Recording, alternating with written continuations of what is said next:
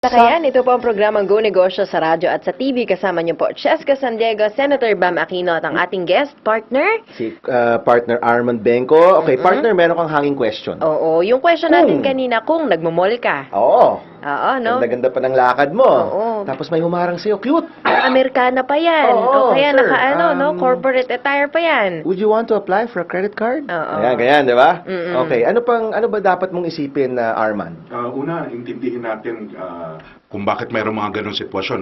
Una, yun ang trabaho nila.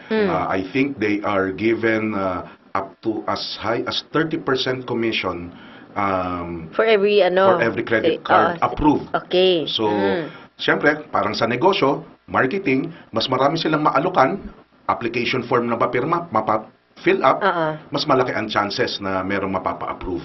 Hindi ka na nga inaalok ng credit card, iaalok agad sa'yo yung popcorn, yung payong, Yung ballpen. Yung ballpen. Okay, hindi naman masama to mga kaibigan. Kasi trabaho rin naman to. Trabaho rin Pero Kung kayo ay estudyante ng pagnenegosyo, makikita mo yun ang isang magandang style. paraan. Oo, paraan. Okay. Oo. Pero hindi kasi hindi lahat ng inaalok dapat naman tanggapin, di ba? Agad. Agad. Oo. So iisipin mo syempre muna dapat, bagay ba ito sa akin? Tama ba ito sa akin? Lahat ba tayo kailangan magka-credit card o pwede magka-credit card? Actually, hindi pa yata napapalitan ang minimum sa karamihan ng bangko, yung minimum na requirement na sahod para sa credit card. I think it still stands at 10,000 pesos per month. Okay. That's 120,000 pesos a year. That's a minimum wage earner. So meaning kailangan nating intindihin rin magkano kinikita natin vis-a-vis or ibabangga natin yan dun sa pagkakaroon ng credit card. Correct. Okay. Pero ako siguro medyo radical yung sasabihin ko. Kung kayo ay binigyan ng pribilehiyo dahil hindi po karapatan ang credit card, hindi karapatan ng mangutang. Privilege po yan. Okay. Binibigay, kung kayo ay mabibigyan ng pribilehiyo, gamitin ang pera ng ibang tao. Kasi hindi po yan pera nyo. Malalaman yung mangmang ang taong humahawak ng kanyang credit card pag sinabi niyang, ay may 30,000 pa ako na balance sa credit card ko. Hindi nyo po pera yan. Hindi nyo yan. Binibigay sa inyo yung pribilehiyo na gamitin yung pera ng iba na pinadaan doon sa issuing bank. Having that privilege, kung ibibigay Senator Bam, ako, tatanggapin, ang i-advise ko, tanggapin nyo po. Okay. Tulad ng sinabi ko kanina, nasa gamit, disiplina, pananaw, at pagrespeto na hindi yan pera ninyo, pera yan ng ibang tao. So kung Okay. naiintindihan natin at magagamit natin to ng tama, tanggapin natin kung inaalok tayo. Yes. Okay, especially Okay kung lang. i-waive pa yung mga fees, 'di ba? Yes. At maganda pa yung payong, at may popcorn pa, Tama. at cute pa yung nagbibigay, 'di ba? Oo. Tanggapin natin. Pero alamin natin na hindi ka binibigyan ng pera hindi kasi ka po binibigyan ng pera. Oo, kasi Correct. sometimes yung pag-iisip natin, oy, binibigyan ako ng pera dito, hindi po 'yun. Opo, pera po ng ibang tao yan na pinadaan dun sa bank, pinagkatiwala nila sa bangko, at ang bangko naman, binibigyan ka ng pribilehiyong gamitin ito, at pag ito ay ginamit mo, papatawan ka nila ng interest para naman maibabalik din nila doon sa pagkatiwala sa kanila ng pera doon sa kanilang bangko. And alam mo Armand, yung isa sigurong kailangan ring isipin ng mga tao pagdating sa credit card, yung limit po natin. No? Hindi naman ho kailangan sagarin po yan. No? Yes. Dapat may internal limit tayo o yung alam natin kung magkano yung limit lang ng kaya o dapat nating gastusin. No? Tagayin mo muna yung emergency. Yes. Kasi syempre kapag may emergency, Ibang usapan maghahanap yun. talaga tayo ng pagkukuhanan. Ng No? Pag paraan. yung ano lang, yung mga pang-araw-araw o di kaya yung mga panglibang, kung kunyari ang limit mo 30,000. Ito ba'y dapat sagarin? Siyempre hindi, di ba? Siguro sabihin ko na lang ano yung mga sa aming nakita sa nakaraang 15 taon, ano yung mga pwedeng paggamitan o hindi pwedeng paggamitan ng credit Yan, card. okay. Number 1, luho. Hindi mo gamitin. Wag mong gamitin ang credit card Credit dyan. card, luho. Kinare, Bagong cellphone. bagong cellphone. Okay? Bakasyon.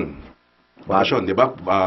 Fly now, pay later. Yan ang mga promo nila. Nitong nakaraang Desyembre, sa mga appliance store, bilhin mo na ngayon, babayaran mo next pa, year. pay next year. Yung next year, parang napakalayo, pero isang buwan lang pala yun. Kasi December mo tama. binibili. Di ba? Isang linggo na lang pala. Isang linggo na lang. Kaya yung iba, sabi nila, mas matapat kami sa advertising namin. Pay after 3 months. Ayun. Mas maganda yun. Isang Okay. credit card. May So, bibilin ganon. mo na ngayon, pay after 3 months. Again, kapag ito po ay luho, don't use your credit card. Why? Nagiging mas mahal siya. Hindi po pwedeng walang dagdag na kita, ginamit mo yung pera ng ibang tao, hindi mo pa binayaran agad-agad. Napakaswerte naman natin sa mundo. Ang bait naman nila, di ba? Ang bait naman nila. So, sigurado merong dapat kumita. At legal po yun. Hindi po masama yun. Hindi immoral yun. So, kung bibili kayo ng luho, make sure may karapatan kayong bumili ng luho. Ibibida ko mabilis, ha. Dati, ang pamilya ko, dalawa lang naman ang anak ko sa misis ko at walang iba. Malinaw, partner. Nakikinig siguro yung misis, di ba? Nakikinig. Tinututok kasi yan. Dati, pag kami nagbabakasyon, vacation envelope. Ito kasi yung nakita ko sa nanay ko, 6 kami magkakapatid. Kaya nataguyod niya. Every Sunday ng gabi, tuwan-tuwa ako, second to the youngest ako ang tresorero. Meaning, tatawagin niya ako, meron pa akong kuya, Ipulin mo, ate. oo. Hindi, bibigay niya sa akin yung makapal na tig 2 pesos. Yung blue. Yung kulay blue. Oh. Makapal yun, nung panahon na yun, 1980s. Tapos meron siyang accordion envelope. Yung pag Okay. binuksan mo, marami. Maraming compartment. Maraming compartment. Nandun lahat ang pangalan namin, Meralco, Nawasa, lahat ng mga babayaran. Utilities, okay? Bibigay niya sa akin yung isang bugkos na 2 piso. Ako ang tigabilang. Feeling ko nun, trusted na trusted ako ng nanay ko. Siyempre, oo. Pero sa totoo lang, ako kasi yung pinakaburara sa pera. Para makita niya Matuto ka. natuto ako na limit, may limit yon, hindi siya infinite. Lagi niya sinasabi sa akin yan, ubos na. Diba? Hindi yung balong malalim siya na marami ka makukuhanan. Ang mother ko nun, credit to her, 2 months ahead. Kung Enero ngayon, ang nilalangyan ko ng envelope pang March. Ganon siya kasinop noon. Siya pala Okay. ang Yes. totoong financial guru. Oo. Para sa Financial akin. guru Pero mo. noon, Senator Bam, Ma'am Cheska, noon wag pong magagalit mami ko, yung last will and testament, baka palitan. Kinamumunihi ko siya dahil, kasi, bino mo, may March na.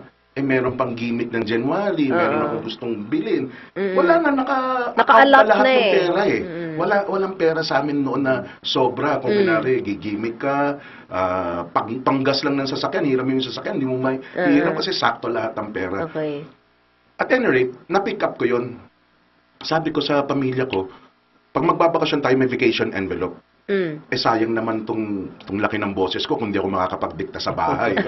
Senator, talagang minomodulate ko yan. Hindi Oo ganito nga. dati Pang boses ko. broadcaster nga no? Para pagdating pa lang sa bahay, kayo mga may asawa, ewan ko, Senator Bang, kung gagawin niya, talagang gawin yung malinaw yung boses nyo. Pag lalaki kayo, Authoritative. authoritative, huwag naman pasigaw. Oo. Malinaw lang, yung they will not have second thoughts. Yung tipong pagdating mo sa bahay, papa's home. Alam na nila. Kumbaga dinadaan sa confidence. Dinadaan. Dinadaan sa Tama. confidence. Aaminin ko po, magagalit ang mga misis, ang mga may bahay. Diktador po ako sa bahay, Senator Bang Cheska. Kaya yung vacation envelope, nadidikta ko yon. Yung bunso, yung kuya, yung nanay, ako, every weekend, iniikot ko yung vacation envelope. Nadidikta ko, allowance mo 100, bigay ka ng 20. Bigay siya. Salamat sa internet, yung huling beses na ginamit namin yung vacation envelope, yung pumunta kami ng Boracay as a family. Nagiging teenager na yung mga anak ko, nagkakamali siya na. Dami raw magandang makita sa Boracay. Nakabikini doon. Gusto nila mag-Boracay, Vacation envelope ang naging approach ko ron. Armand as the padre de pamilya, diktador. Sa lahat ng bagay, diktador ako. Pag dating ko sa bahay, hindi pala kayo naglaba. Ako na maglalaba. Nadidikta ko. At least. Nadidikta ko kung anong gagawin sa bayan. Handa ang washing machine. Ako na maglalaba. Ganyan. At yung vacation envelope. Yung vacation envelope na iikot. Pag nakuha na namin yung pondo namin, salamat sa internet, makakapag-canvas ka. Book Fly Boracay. Pagdating sa Boracay, siyempre, isang isla lang yun, Senator Bam, di ba? Yung mga tagapakinig nating nakapunta ron. Pantay-pantay kayo ron. Kaya mga salita namin doon, bigla kami nag-i-English para hindi kami mahalata na may isang taon namin pinag-ipunan yung pag-Boracay. Yung iba kasi mga mayayaman, 1 linggo lang. Mainitan lang dito sa Metro Manila. Punta tayo Boracay. Kami 1 taon namin pinuno yun. WhatsApp ang mga pag may nakita ka ron, WhatsApp ang sasabihin mo, huwag mong sasabihin kabayan. Halatang what's up? local ka, dapat WhatsApp. Yeah. So, pag nasa Boracay, okay, enjoy kasi handa ka, nakakasakay ka ng banana boat. Alam mo kung sino yung walang pera sa Boracay eh. Yung kinukunan yung banana boat pag nakaparada, Oo. Oh, hindi nila Hindi masakyan. nagpapa-selfie. 1,500 yun. Hindi ka pa selfie doon. Hindi ka pa, hindi mo makunan dahil pag kinunan mo nakasakay ka, babayad ka na eh. So pati ba yung banana boat na Na Yes, Yes, yan? nyo. yes. Banana boat 1.5 pag ipunan natin. Yes, Correct. through the vacation envelope. Sabihin ko, hindi po to pagyayabang para makita nyo rin ang aming panghihinayang. 80,000 ang ginastos namin. Apat kami. Wow. Apat kami. Laki. Teenager ng mga anak ko. My son then was about 170 pounds. The other was 180. Big boys eh. Tiny. They're called tiny. Tiny elephant at tiny hippopotamus. Ngayon po, 220 and 210 sila. Pero parehong 5'9". So, Okay mga lang, payat, okay mga lang, payat, okay lang. mga payat. So, medyo tumatangkad naman, very active. So, okay lang yun sa Boracay. Yung pag-uwi mo na, Senator Bam, Ma'am Cheska, mga tagapakinig, yung pag-uwi mo, nasa palapit ka na sa bahay, makikita namin yung vacation envelope na kamagnet sa refrigerator, Walang naman. Ubus na. walang laman, Ah. tapos biglang the following week, pasokan na, magpapadala ang eskwela ng statement of account, tuition fee, yung nagastos mo kasi mas mataas pa dun sa yung nagastos mo kaysa sa tuition fee ng anak. So, magigilty ka ngayon. Magigilty, manghihinayang, visit ka. Lahat ng pangit dun sa bakasyon, maiisip mo ngayon. Yung eroplano, parang kabaong na lumilipad, yung hotel, ang init ng aircon, etc. So, parang baliwala yung naging bakasyon. Pinalitan namin yan, Senator Bam, Ma'am Cheska, vacation fund. So, lahat po ng luho ninyo, sana hindi to overnight kasi kami 4 na taon walang bakasyon, binuno namin ng pondo, kung ano ang kitain ng pondo, yun lang ang aming ginagastos. Magyayabang po ako, naka-iPhone 7 ako. 2 taon po akong hindi bumili ng cellphone. Yung aming pinaglagyan ng pera, negosyo po siya, barberya, Senator, ma-promote ko lang. May barberya po kami, nagbigay ng dividendo. Yung dividendo ng barberya, yun ang pinambili ko ng cellphone. Hindi ho kami gumagamit ng credit card. Kasama ang mga anak ko, credit sa mga anak ko. Hindi kami bumibili ng luho na hindi galing sa pinagkakitaan ng pera. So pagkakitaan nyo muna po ang pera para sa mga luho. So credit card, don't use it for your luxuries, for your wants. Some say it's for emergency, sure, but later on, please reverse that, baliktarin. Dapat meron kayong pang-emergency. Emergency Oo, funds. oo. Yung credit card, kailan yan gagamitin? Ito, Senator Bama, medyo radical. Gagamitin niyo yan sa pang-araw-araw na gastusin. Ano yung sabihin pang-araw-araw na gastusin? Kung kayo ay regular na nag-grocery, 2,000, linggo-linggo, halimbawa lang, gamitin niyo credit card niyo. Pero make sure yung pinanggastos nyo na 2,000 ay meron talaga kayong budget at pera na pambayad doon sa grocery kung cash man. Okay. Gamitin mo credit card mo. Pagdating ng billing, bayaran mo lahat. Zero out. Zero out. Pagdating ng December, may pangregalo ka ngayon. Mga pang-araw-araw na gastusin. Gasolina. Di ba? Pag Okay. madalas tayo nagpapagasolina. Gamitin nyo ang credit card nyo. Kasi, ang assumption dyan, yung mga nag-aaral sa assumption, Makati, yung meron ka talagang cash pambayad ng gas, kung halimbawa 1,000, hindi mo binayad yung cash, tinabi mo, sana maitatabi nyo sa safe at secure na lugar, pagdating ng billing statement, kukunin mo ulit lahat yung cash, ibabayad mo. Pang-araw-araw na gastusin, pwede nyo gamitin ang credit card. So, ganyan po kadelikado ang credit card. Bakit ko sinabing kadelikado? Kasi po, alam naman natin, basta nandyan ang pera, nandyan lagi ang temptasyon. Yun. Kaya Tama. disiplina. Naku, ang dami na pong nasaktan. Habang pinag-uusapan natin to, marami ding nakaka-relate much, Senator Bam. Maraming nakaka-relate, no? But tuloyin ko si Armand din. Mag-reverse tayo ng konti. Kasi pumasok tayo kaagad sa credit card. Yung ating monthly na kinikita, let's say 1530 o weekly, yung kinikita natin. Oo.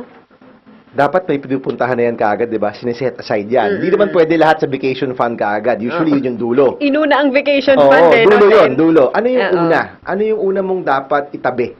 Okay. Oo. Sabi ng mga eksperto, hindi po ako ang eksperto lamang sa nagtuturo sa tamang paghawak ng pera. Pero isa-summarize ko, merong 5 household gastusin sa loob ng tahanan. One is the house expenses. Ano ang house expenses? Dahil may bubong sa itaas ng inyong ulo, lahat ng gastusin doon sa bahay na yon, household, tulad ng monthly amortization kung hinuhulugan, o renta, Or rent. Okay. kuryente, tubig, utilities, gasol, kasama yan. Telepono, kung kayo ay uso pa sa inyo ang landline telephone. Internet. Internet, kasama yan dahil kung meron ka doon sa Oo. bahay, utility. Yun yung house expenses. Next is transportation expenses. Ano yun? Basta Pamasahe. lumabas ka ng bahay mo, hanggang nakabalik ka, yun ang transport expenses Lahat mo. yun. Kung araw-araw ka lumalabas at pumapasok kayo sa trabaho or sa eskwela, yung mga anak nyo, kayo ang nagbabudget, yung paglabas nila ng bahay, kasama yung kinain nila nung nasa labas sila, hanggang makabalik sila, i-categorize nyo na po sa transport expenses. Okay. Meaning sa labas ng Sa labas bahay. ng bahay. Okay? Pangatlo is yung pambayad utang dahil kadalasan 9 out of 10 daw ng Filipino household may utang. So hanggang mga 10 to 15% pwede kayong mag-allot ng pangbayad ng utang. So doon po sasagutin ko, Senator Bam, yung kaninang tanong nyo, hanggang saan ba dapat pwede ako umutang? Basta hanggang 10 to 15% ng inyong monthly income pambayad ng utang, okay pa ho yun. Meaning, kung sumasweldo kayo ng 10,000 piso, ang credit card bill nyo 2,000 o 1,500, okay lang po yun. Medyo healthy pa, kaya pa. Pang-apat, mga 10, sabi ni Francisco Colayco, 20%. Pero ako ho, 10% na ipon, pwede na. Pwede na. Okay? Meron pong bahay, lumabas kayo ng bahay, yung pambayad ng utang, yung inyong ipon, hindi ka pa kumakain, hindi ka pa nagbibihis, hindi Yun ka na pa nga. ang tawag po doon, living expenses. Sa living expenses, sa libro, sabi, sana mga 40 to 50%. Pero ang nangyayari, mga 70-80%. Ano tong Malaki. living expenses? Ito po yung bumili ka ng damit, kumain Okay. ka sa labas o kumain ka sa loob ng bahay, bumili ka ng sapatos. So yung pamalengke mo nasa Yun. living expense, wala siya sa Nasa household palengke. expense. Wala po, nasa Okay. living expense yun.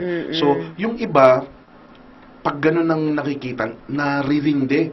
Kanina tinanong ni Cheska, Senator, naglilista ka ba? Hindi na naglilista. Kasi yung iba, pag naglilista, Naiinis. naiinis. Either kulang ang pera o Umiinit hindi yung nila ulo. ma-account. Umiinit ang ulo. Lalo na pag mag-asawa, binanggit nyo yung mag-asawa. Konting input lang sa mag-asawa. Okay lang po yung kung sino ang mahigpit, sino ang ano yan, depende yan. No? Pero may dalawang role kasi sa family finances. Yung umahawak, yung nagdidesisyon. Basta wag yun sa iisang tao. Meaning, ako po sa pamilya, hindi ko po hawak ang pera. Kasi alam ng commander ko, pag hawak ko pera, naglambing yung anak, bili. So, hindi nga ako pinapahawak ng pera. Okay. Pero ako ang major decision maker. Meaning, hindi nga rin siyang may hawak ng pera, hindi nga ilalabas hanggang wala yung desisyon.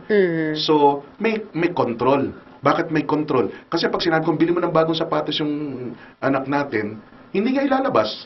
Nagdesisyon ka na? Sige. Pero siya ang magsasabi kung kailan nga ilalabas yung pera. Parang ano pala yan eh, executive and legislative branch. Yes, Oo, yes, no? yes. Diba? May gumagawa ng budget, may nag-i-implement. Correct, Diba? correct, Magkaiba, check and balance. Matinding Correct, usapan Senator. talaga Check and yan balance, bago diba? mailabas ang budget, di Yes, ba? yes. Kaya pag minsan, sa amin, pwedeng pong gayahin, pwedeng hindi. What works for you, Tama. yun po ang sundin nyo. Yung mga anak ko, sasabihin ng nanay nila, pag minsan lalambing sila, kasi alam nila, nasa kanya ang kaban. ang kaban. Oo. Tanungin mo muna papa mo. Yun. Okay? Miski na natanong na nila ang papa na nalansing na nila ako, nasa desisyon ng nanay kung kailan niya i-release Oo. yung pera. So, balik doon sa pagbabudget, yung iba, ayaw nila yung ihati-hati na. Kaya kami, sinimplihan ko pa further. Okay. 3 expenses na lang. Must have, hindi ko alam sa Tagalog, Ma'am Cheska. O baka yung matanong. Kailangan. kung meron ka. Must have, better to have, Okay. tsaka like to have. O, dyan natin bibitinin ngayon. Kasi marami mga listeners natin, Sen, alam mo na yun, lalo na yun sa medyo, yung kapos sa buhay na, paano pa po kami magsisave? Yun nga, parang lagpas-lagpasan. Yung iba nakasanla daw po yung kanilang ATM. Bago pa man dumating yung, yung sahod, naubos na. So, pag-uusapan po natin yan, sasagutin ng ating guest. Dami natin natututunan, no? Nakakatawa. So, itutuloy po natin ang discussion sa ating pagbabalik. Ito po ang programang Go Negosyo sa radyo. Flash Report. Flash Isang tanggapan po dyan sa MMDA sa Orense, Makati na susunog. Alamin natin ang detalye mula kay Shane Juan, RH16. Ibalita mo. Kasamang floor na susunog ngayon ang gusali ng MMDA dito sa Orense Street, Guadalupe, Makati. Sa ating impormasyong natanggap mula sa MMDA, sumiklab ang sunog sa 4th floor ng gusali sa kwarto kung saan nag-oopisina ang Commission on Audit. Nakataas na ang unang alarma sa sunog at inaapula na ngayon ng mga tauhan ng MMDA. Habang ang mga empleyado sa MMDA building ay pinalabas at dinala muna sa ligtas na lugar. Antabayanan ang karagdagang detalye kaugnay ng susunog na MMDA building dito sa Guadalupe, Makati. Mula sa Southern Metro Manila, yan ang DCRH News. Shane Juan, RH number 16, naglilingkod sa pagbabalita. Flash Report! Flash Report! Maraming salamat, Shane Juan, mula sa DCRH News Center. Ako po si Florante Rosales. Ganap ng alas 2:34. Fresh breath, healthy gums, at maximum fluoride protection for half the price. Unique toothpaste. It's your toothpaste at your price. Isa, dalawa, tatlo. Bonding with the family pag may time. Try ng bagong recipe pag may time. Business pag may time. Dahil ang may pride, may time. Pride Power Wash. Tama sa washing machine. Tama sa mancha. Kasi may stain away formula, di ka kusot ng kusot. Tama ang bula, di ka banlaw ng banlaw. Tama sa motor, dahil walang chalk na pwedeng magbara. Pride Power Wash. Tama sa washing machine. Update pag may time. All you need is Pride. Loyal ka ba sa toothpaste mo? Sa blind toothpaste test, malalaman. Excuse me, anong toothpaste ang ginamit nyo? Eddie, yung lagi ko ring gamit. Unique pala? Mali tayo. Ayon sa research, 6 out of 10 Filipinos nagkamali din. Parehong nabibigay ng maximum fluoride protection, fresh breath, healthy gums at approved ng Philippine Dental Association. Parang sa face ko? Pero ang unique, mas affordable ang presyo. Mali na naman tayo. Dahil hindi unique ang toothpaste mo, try mo to unique. It's your toothpaste at your price.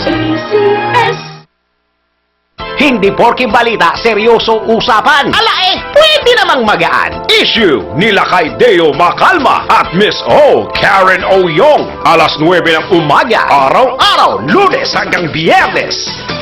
Programang hahawak sa mga issue para mas mapag-usapan ang malaliman, damdaming bayan. Alas 7:30 ng umaga, with Joe Taruk at Milky Rigunan. Araw-araw, Lunes hanggang Biyernes. Baka po, pagsarap po ang negosyo. Naku po, naman sana. Ito, kawawa naman. Naku, ito, attorney, ano ba Kaibigan. pwede nating maitulong sa So kanya? yung kaso na yan is pagnanakaw. Please don't forget, in law sa pagnanakaw or sa batas natin, ang tawag doon, theft. Theft. Okay? Yan. Iba yun sa estafa. Pag theft kasi, dalawang klase yun. May tinatawag na simple theft, may tinatawag na qualified theft. Ayan. Ito kasi, kailangan natin i-prove na pinagkatiwalaan talaga niya yung Kaibigan. Kaibigan niya or kaibigan. Oo, Kaibigan o kaibigan? Kakampi mo ang batas kung may alam ka sa batas. For infant feeding. Go Mind sa DZRH News Television. Lunes hanggang Biyernes, alas 10:30 ng umaga. Balitang bubo ko sa mga itinatago ng mga politiko at mga kilalang tao. Espesyal na balita nila kay Deo Macalma sa pangunahing balita alas 7:25 ng umaga.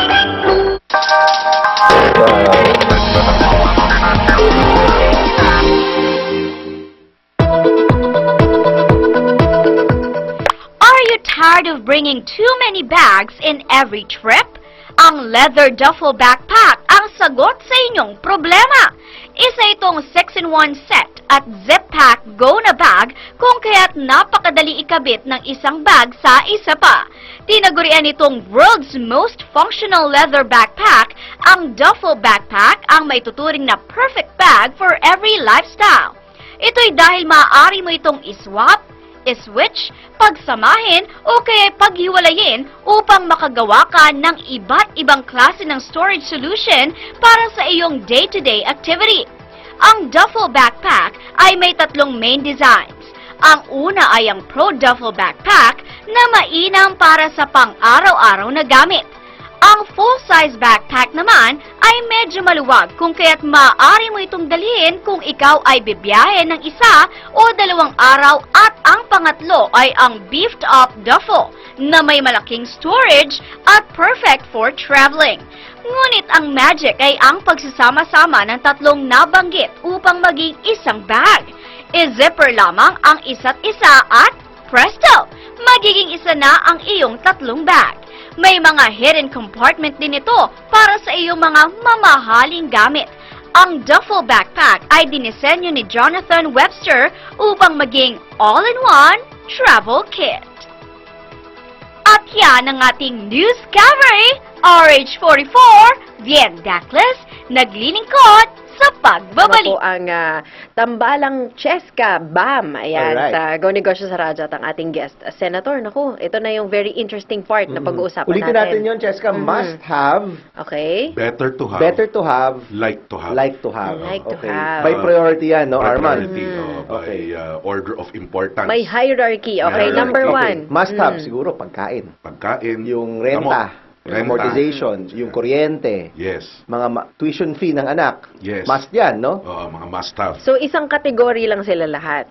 Siguro, kasi natuwa ko nung binanggit mo yung paglista ng expenses. Yung iba kasi, kaya nakakatamad maglista. By the way, meron mga apps ngayon na madali mong ma-monitor, matrack ang iyong gastusin. Napakaganda ho na ang naglilista kayo. Wala pong pinagkaiba yan sa nagnenegosyo kapag tinanong mo, magkano ang nagastos niya ngayong buwan, ngayong linggo, ngayong araw. Kapag hindi alam ng negosyo, kung magkano nagastos Delikado niya. yan, negosyo yan. Di po ba? Oo. Kayo po, mga nagpapatakbo ng negosyo, laging pinapaalala sa inyo rito ng mga nagtuturo sa pagnenegosyo, monitor your expenses, your financial statements. Hindi po pang negosyo lamang yan.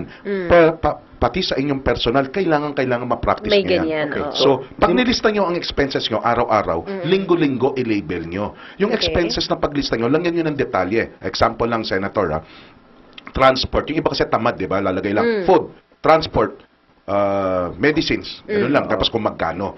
Dito lang ganyan ng detalye. Halimbawa, kung kayo ay talagang sanay nag-jeep, nag-MRT, yung public commuting, o nilagay nyo public commuting, nilagay nyo yung detalye, ang ginastos nyo 30 pesos. Ngayong January 3. January 4, gano'n na naman. January 5, gano'n na naman. January 6, nakalagay, transport expenses mo, nakalagay 150. Oh, nag-taxi ka. Nag-taxi ka. Lagay nyo yung, sa listahan nyo, lagay nyo yung detalye, lagay nyo rin yung reason. Yung Umuulan. bakit? Umuulan. Or, baka late na gising. Oo. Nako, nag-Uber at Grab na lang ako. Tama. Diba? Na nilagay nyo. Tapos, may isang araw, January 13, Friday, ang transport expenses mo, 500. Bakit 500? Friday, araw ng sweldo, gimmick, first time gimmick. Alam nyo, pinakamahabang ora de peligro. Sinasabi ko ito noong December. Mag-ingat kayo. Sa sweldo kayo ng December 15, buong buwan ng December. Ang next sweldo nyo, January 13 na. Isang buong buwan, walang sweldo ng end December. Tuwan-tuwa ka nga nung nakuha mo ng December 15 Buo yung buwan ng December plus 13th month, tapos panahon ng gastusan. Kaya itong January, napansin nyo ba, kumonte ang mga kaibigan, kumonte ang gimmick. Kasi Walang hinihintay tao sa mall. Walang tao sa mall. Hinihintay itong araw na to, January 13 hanggang sa January 15. Dahil yung unang sweldo ng taon, ay, parang nabuhayan ka, nabigyan ka ulit ng langis kung ikaw ay makina ng gastusan. So, dahil may gimmick, 500. Hiniram mo yung sasakyan ng tatay mo, panggasolina, parking, and toll. So, dyan sa isang klaseng gastusin na yan, lumabas yung tatlo. Must have, yung nagko-commute ka. Better to have, noong nag-grab Uber or nag-taxi ka. Okay. Pero may dahilan nun kung bakit ka nag-better to have. At merong like to have. Yung nanghiram ka ng sasakyan dahil merong gimmick, nagpagas ka, So sa lahat ng klase ng gastusin, pwede mo magamit yan tatlo. Bakit ko sinabi? Tuition fee, sabi mo, Senator Bam. Kayo pinipilit yung gandahan ang estado ng state colleges Yes, and universities. Sa opisina po namin, pag PUP ang aplikante, lamang po yun kumpara doon sa mga private school. Kasi iba talaga yung mindset ng mga galing PUP. On a positive note, on a positive note, malaki ang tsansa nila sa amin. So, miski na sa iba't ibang pinaggastosan, may must have, better to have, like to have. Better to have sa atin yung private, exclusive school. Di ba? Pag minsan nga, like to have. I know of a financial coachee namin bilang niya yung anak niya in high school, I think 7 years. Wala pang K-12 to noon. Kabatch na ng anak ko. Kasi napapahinto. Kasi pinipilit niyang dalhin dun sa eskwelahan sa loob ng Dasmariñas Village sa Makati. Hindi ko nabanggitin yung eskwelahan. Napakamahal. Bilang 7 years. Ang pinakamahal siguro na resource natin is panahon, di ba? Bilang nyo, kabatch siya ng anak ko, 3 taon nang nagtatrabaho ang anak ko, pag-graduate pa lang tong bata ngayon. Dahil 3 years na nadagdag na delay. Humihinto. Dahil sa kagustuhan, doon tayo sa private exclusive school na kinalakihan o doon din ang galing yung magulang. Okay. So, miski na sa iba't ibang gastusin, for example, gamot, must have. Teka muna, may generic. Merong branded. So, kayo po ang magdidesisyon kung ano para sa inyo dahil kung ano po ang must have ni Senator Bam, baka like to have sa akin or vice versa. So, Depende kanya-kanya sa po tao. tayo, Tama. kanya-kanya po yan. O So, let's say, Armando, si must have, kinuwenta mo na. Ito ang lahat ng must have ko. Kulang. Mas kulang dun Parang sa ubos na. kinikita. Ubos na. ang kagandahan po ron, wala, lahat po ng dudulugan nyo, mula pamahalaan, simbahan, o mga katulad po namin, hindi po kami ang magdidesisyon. Hindi pamahalaan, hindi employer, hindi simbahan ang magsasabi, yan, sige, gastusan mo yan. Ito, huwag mong gastusan yan. Ito, gastusan mo yan. Walang magdidikta sa inyo, kundi kayo. Decision mo yan. Decision nyo po yun eh. So, hindi po, walang ibang magdidesisyon kundi kayo. So, kailangan mong i-revisit ulit yung mga must-have mo. Baka So, naman yung iba doon, yes. like to have talaga. Pwedeng i-adjust. Parang ganun. Naalala ko, nakapag-tune in ako rito nung pinag-uusapan nila yung accounting, finance, pinag-uusapan nyo, cash flow. Yun lang man ang talagang pinakasusi eh. May tuloy-tuloy na daloy ng perang papasok at palabas. Sa negosyo, importante yan. Dadagdagan ko pa yon. Ang nagmamanage ng personal finance o business finance, dapat meron siya laging pagkukuhanan ng pera para sa kanyang inaasahan at hindi inaasahan na gagamitan ng pera. So whether that's must have, better to have, like to have, paggagamitan niya ng pera yon. So kung yung tinanggap niya, pinagdesisyonan niya na ito ang paggagamitan ko ng pera, 10,000 ang pumapasok sa akin 6,000. Ang desisyon nyo, cash flow, dagdagan ba ang pasok or bawasan yung labas? Ganun lang naman po ang... Hindi ako pwedeng pumunta sa opisina ni Senator Bam, lagyan niyo po yung kulang. O pumunta sa simbahan, dagdagan niyo po ako ng pera. Mag-add po kayo ng third collection para sa akin. Hindi pwede. Hindi pwede. So, maraming paraan ng pag-augment ng income bago tayo kapusin ng oras. Dahil meron akong tao, he augments his income. Maayos siyang sumasweldo. Hindi ko akalain na kukulangin pa siya. Kumuha siya ng sasakyan. Car loan, ginagamit niya sa pang-araw-araw. Pagdating ng alas 9 hanggang alas 12 ng gabi, umiikot siya, Senator Bam. Nag-grab siya. Umu-Uber siya. He gets Okay. an additional 1,000. Less his gas of 200. He gets 800 pesos in 3 hours, which my office, yung opisina ko po, hindi ko na mabibigay sa kanya as dagdag na sweldo. And he does that 5 times a week, 800. That is 4,000 pesos a week times 4 weeks. That's 16,000 pesos a month. Magkano yung kanyang amortization sa kotse? Siguro mga Mga 9, 12. 12, oo. Hindi may kita pa siya ng Meron pa 4,000. siyang kita. At hindi nga doon binase yung monthly amortization niya. Kaya nga talaga magbayad ng monthly amortization. So, minsan sumakay ako sa kanya. Uber pool. Meron yung para kayo Sabay-sabay kayo. nagka-carpool eh. Sabay-sabay. So, lagi ako nakasakay. Pag meron sumakay, Uber pool po. Inaayos ko naman ang damit ko para hindi ako mukhang mandarambong. Piti siya, hindi mukhang mandarambong. Bilang nga meron kami nakilala, Senator Bam, sabi, 27 years old, hindi ko babanggitin ang pangalan niya. Sabi ko, anong trabaho mo? Ganito po ako sa araw, tapos booking agent din po ako. So, kaming dahil kalalakihan, nag-isip ng mali siya, booking agent? Ano ko hindi na, may itsura yung... Ano kaya ang binubook niya? Ano kaya ang binubook niya? Anyway, fast forward ko na. She handles 30 properties. 30. Yung mga condo na mga tapos na, nag-register siya sa Airbnb. Okay. Airbnb yung booking, Yes. ano po yan, na hindi sa hotel, pero mga condo, Tama. etc. Kinausap niya yung mga kondo na bakante. Sabi niya, maglalagay ako na magre-renta dyan. 20% sa akin. Kung magkano ang renta. So wala siyang admin dahil Airbnb. Wala siyang accounting dahil Airbnb. Pumapasok sa kanya ang pera, dadaling niya dun sa may-ari ng kondo. Wala siya. In-Airbnb niya yung Airbnb. Oo, wala siyang puhunan. Wala siyang, yung oras, Senator. Yung oras. Yung effort, yung Wala effort. siyang, well, Wala siyang laptop siguro. Oo, Pero meron na laptop. siguro siya nun. At hindi siya bumili ng kondo, Hindi siya ha? bumili ng kondo. Alam niyo magkano kinita niya. Kasi nag-umpisa siya June. Nung June, mahina pa, building up her inventory. Nung December, nasakay namin siya January, itong first week ng January. Nung palo ng November, December, 50 and 80,000 ang kinita niya. Wow. Nung nag-uumpisa siya, 20, 30, tuwan-tuwa siya. Dahil nagtatrabaho siya sa BPO, tapos na kumikita siya doon, tapos an additional 20 is a good amount for her. And ngayon, gusto niyang pumunta sa ibang lugar, pumunta sa probinsya, Cebu, Davao, at maghanap din doon para makumpleto niya the whole Philippines ang pagiging kanyang booking agent. So, talagang namangha kami, alam niyo, the bright ideas will never run dry. Tsaka yung bagong ekonomiya. Yung diba? correct, The new correct. economy will Correct. create new opportunities, Correct, di ba? correct, correct. Actually, naka-guest rin tayo nun, mga freelancers, kung naalala mo, di ba? Yan, mga oo. bagong ekonomiya yan, Yes, di ba? yes. So, yun, paraan para dagdagan ng kita, kasi malamang sa gastusin, kasi kung aasa lang kayo sa sweldo nyo at tingin nyo ang Kulang employer talaga. nyo ang lahat ng may obligasyon para sa inyong financial resources, naku, maling pananaw po yan. Tingnan nyo, laging nadidiscuss dito sa programa sa Go Negosyo, tingnan ng ano ang may halaga, tingnan ko ano ang pwedeng maisalya, sa simpleng salita, na basta hindi illegal, hindi immoral, Why so not? yun. why not?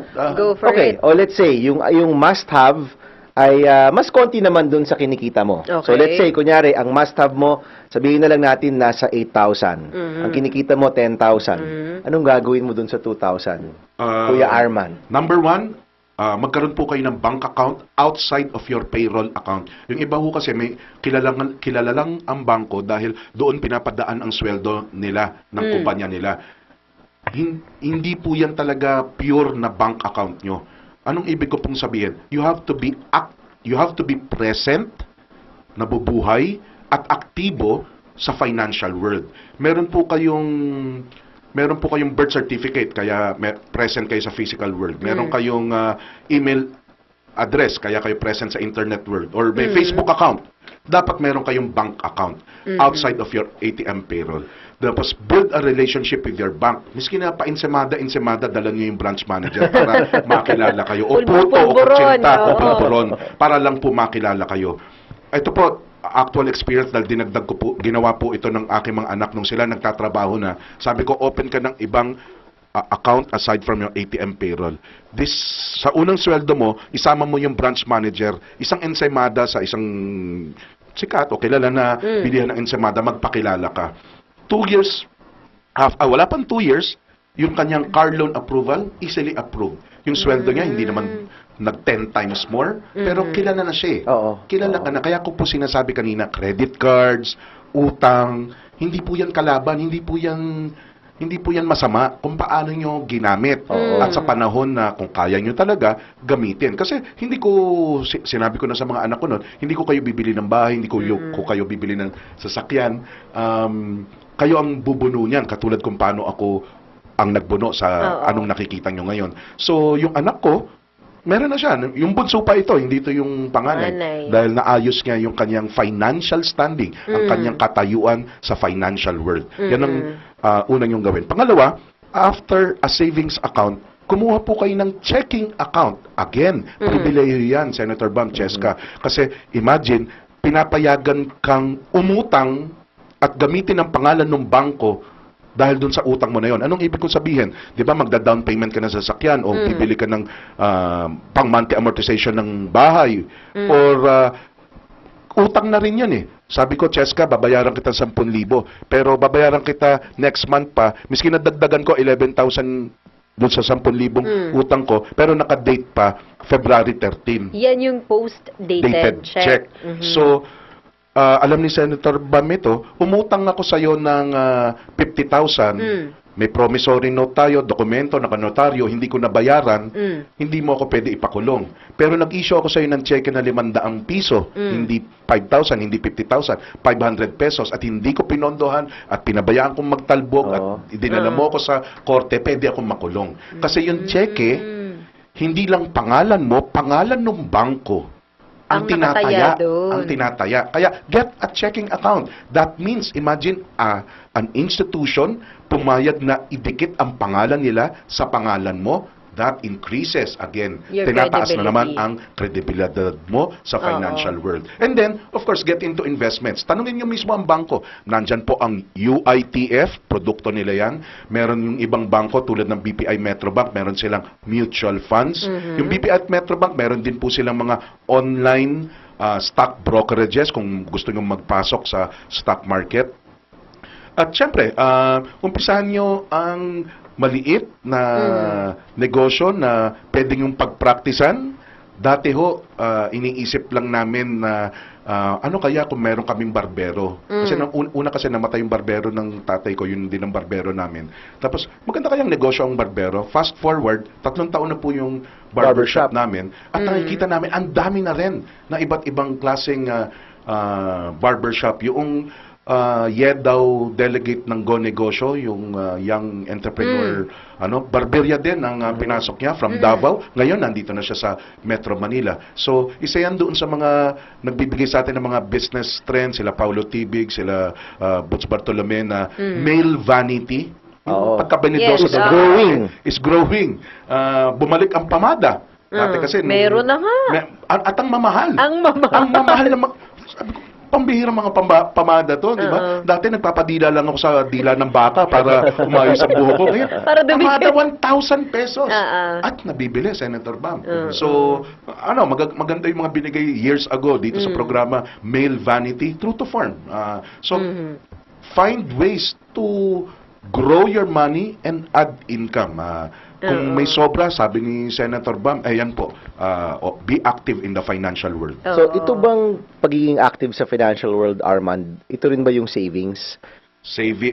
Pagkakaroon ng savings account, pagkakaroon ng regular na aktibidad sa bangko, Okay. sa financial institution. Kasi di ba yung napag-usapan rin namin to in another episode, yung stocks, yung mutual funds, sometimes bababa yan, di ba? Yung savings, usually, stable naman siya kasi naka-insure naman yan. Oo. Ito ba'y dapat ihiwalay pa natin or ito na isa dun sa balanse natin ng mga must-have? Okay. Dapat po, must-have siya na meron kayong pinaglalaanan. Yung inipon nyo po, it doesn't end there. Yung inipon nyo, kailangan yung palaguin. Oo. So, kasama po yan sa must-have. Kasi yung saving, yung iniipon nyo, gastusin din po yan, gastusin para bilhin ang kinabukasan for the future. Whether future vacation, future education, future kung ano man. Lahat ng future, oo. Retirement. Klaruhin ko lang yun So, yung savings mo, sa must-have rin yan. Sa must-have And I rin think po yan. 15% to 20% Opo, yung sana. goal, no? So, Opo. may tinatabi talaga tayo na kung paano palakihin yan, maraming paraan. Maraming paraan. That can Correct. be meron ka sigurong basic sa savings, meron kang ilalagay sa mutual funds. Yes. What about Unang-unang investment na pwedeng pasukan, pag-aralan, is yung mga bagong klase ng insurance. Yung mga insurance VUL na tinatawag. Meron ka ng protection, ang sabihin ng protection, kung may umaasa sa kakayanan mong kumita, yung mga umaasa sa'yo, protektado sila. Protection, tinawag lang life protection. Hindi ibig sabihin protektado ang buhay mo pag kinukuha ka na ni Lord. Hindi ka mamamatay kasi Wala kang choice doon. insurance. Wala kang choice Ang pinoprotektahan, yung umaasa sa kakayanan mong kumita. Maganda na po insurance ngayon kasi dati, unlike noon, nung nag-uumpisa ako, hindi ko talaga bibilin kasi death benefit lang. Kailangan mamatay si Paulo para makuha niya yung death benefit. So, hindi siya investment kasi ang investment, ikaw dapat ang nakinabang. Ikaw ang nagpundar eh. So ngayon may life benefit na, living benefits. Nag-iipon ka na, nagbabayad ka na kung sakaling kinuha ka ni Lord, or maski na hindi si Lord kumuha sa'yo. Basta nawala ka dito sa mundo, hindi naman tinatanong ng insurance kung nasa langit ka. Oo. Basta namatay ka, Wala ganong requirement. bibigay sa'yo yung sa beneficiary mo yung death benefit. Pagdating ng a certain time, 10 years, 15 years, 20 years, buhay ka pa, inumpisa mo ng maaga, 30 years old, 45 ka pa lang, yung binabayad mo, lumalago. So may living benefits in the sense na kung lumago siya, pwede kang kumuha partial o pwede mo kunin buo. Lahat ng mga may life, Film Life, Sun Life, Manulife, Lahat Pro ng may Life. life. Yan po, any of them. Pantay-pantay sila di ba? Labanan po yan ng Yan. customer service Oo. Pero lahat po naman yan regulated ng Insurance Commission. That's right. Kung ano pong sinasabi nila, binabantayan ng ahensya ng pamahalaan. Naku. Kasama po sa must-have. Oo, isasama mo yan sa must-have. Correct. Alright, mga Oo. kaibigan, ang isang must-have na guest, si Mr. Armand Benco, Tama. must-have every so often para ma-refresh. Sitahin mo kami, Oo, Opo, ma-refresh opo. yung ating Privileges. kaalaman. Oh, and I'm sure nabidin pa yung ilan sa mga listeners natin. For more information, kayo ay may mga seminar na pwede nilang atenan. Yes, tingnan na lang po ang aming Facebook page, pero sa mamayang gabi, January 13, meron po 6 o'clock to 9 o'clock. Basta kung tatanungin, may bayad ba yan? Basta pumasok ko kayo na may libro ni Mr. Colayco, yun ang ticket nyo para sa seminar. Meron din po sa January 21, Sabado naman po yun. Alas 9 ng umaga hanggang alas 12. Kung pwede kong bigay yung cellphone, yung text hotline namin, madali naman tandaan, 0919-999-0906. 0919-999-0906. Yung 0906, birthday ko po yun. And Armand, i-plug na rin natin, yung barbershop natin. Saan po pwede puntahan? Barbershop Yan. po, Village Barbershop. Meron po dyan sa The Fort, meron din sa Nuvali, meron sa The Grove, at yung pinaka-mother barbershop po namin, yung Back Alley sa Makati po yun. Oo. Ayan. So maraming salamat sa ating naging guest. Siksik sa kaalaman ng ating naging episode ngayong hapon na ito. Pero bago tayo magpaalam, ay nako, belated happy birthday sa isang staff ni Senator Bam, si Noel Del Rosario. Ayan, hawag iki-credit card ang pambayad ng mga birthday celebration, Noel, ha? Partner Sen, maraming salamat. Maraming salamat po sa mga nakikinig sa ating guest, Angelpreneur Armand Benco. Maraming salamat po. Maraming salamat. Yan na po muna ang kabuuan ng ating talakayan sa programang Go Negosyo sa radyo at sa TV. Nakasama nyo rin, Cheska San Diego Bobadilla. Good morning pa rin ngayong hapon.